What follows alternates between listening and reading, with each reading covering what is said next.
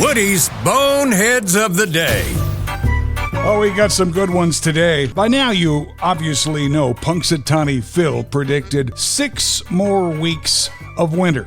And I know you heard that, but what you might not have heard is it looks like we've got 6 more weeks of winter idiots, like this guy in Massachusetts. You would think that a New Englander would pretty much know all there is to know about snow removal, but then along comes a guy with a blowtorch who thought he had a better way. With more than a foot of snow on his roof in Milton, Massachusetts, and almost no chance of melting anytime before March because of the polar vortex that they're locked in up there like we have been, he decides to use that blowtorch. And you know what happened? You probably are a step ahead of me on this. His house caught fire, and it burned down. Now, fortunately, he was able to climb off the roof before he actually caught himself on fire, but the neighbors, while they called the fire department, could not believe their eyes. And in a secondary story similar to this, I posted on my Facebook page yesterday a guy, and I'm not sure where he was from, I'm not sure the posting said, he had a snow blower up on his roof trying to get what looked to be about 1.5 feet of snow off. And you can imagine what happened there. You had to check that out on my Woody Johnson Facebook page. Okay, we continue. A 24-year-old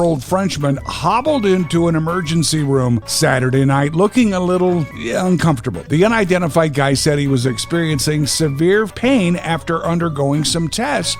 Doctors were stunned by what they discovered.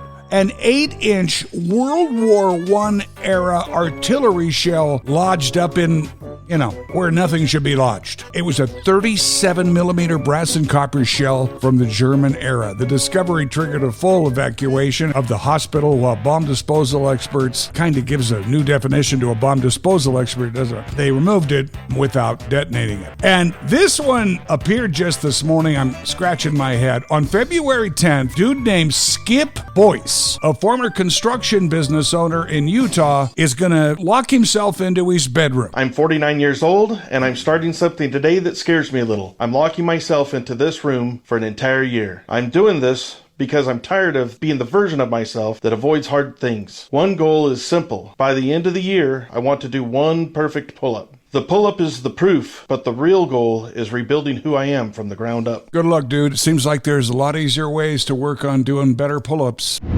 Well, the big game is coming Sunday. I had to check to actually see what time the pregame starts, because, usually it's like 9 in the morning or some stupid thing. It actually starts at 1:30. It's on Channel 4 this year, so that's going to be interesting. NBC hasn't had it for, 3 years, I think. But I saw a survey over the weekend I wanted to share with you about Super Bowl snacks, big game snacks. Because if you're not hosting a party, I'm thinking you're probably going to one. And the folks at Instacart, the grocery delivery people, they came up with the 10 most popular big game party snacks. Now, some of these aren't actually themselves snacks, but they're part of snack making. But here's the list. At number 10, French onion dip. And I think most people like a good French onion dip, and I think most people would agree there's really cheap French onion dip. What Risa makes comes in she makes her own. She gets a small thing of sour cream and then buys a powdered dip made by some woman named Laura something and mixes it in, and it may be the best French onion dip I've ever had. I always buy what's on sale myself.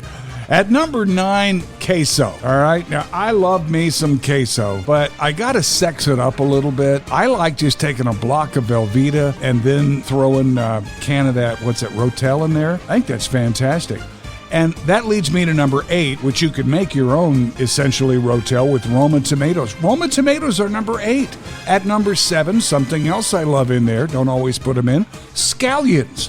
Now, not a lot of people are going to eat scallions by themselves, but when scallions are in queso, oh my goodness. At number 6, puff chips. I don't know what to say about that. I'm surprised that made the list. Number 5, canned diced tomatoes. Obviously not going to eat it on your own. Probably part of queso. At number 4, I think this could be its own food group because I like salsa on scrambled eggs. I would eat salsa on my thumb. Salsa's number 4. Number 3, ranch dressing. Happen to love Ken's myself, but a good ranch dressing, man, a lot of people are going to be ordering pizza, and I know my grandsons recently have loved ranch dressing on their pizza.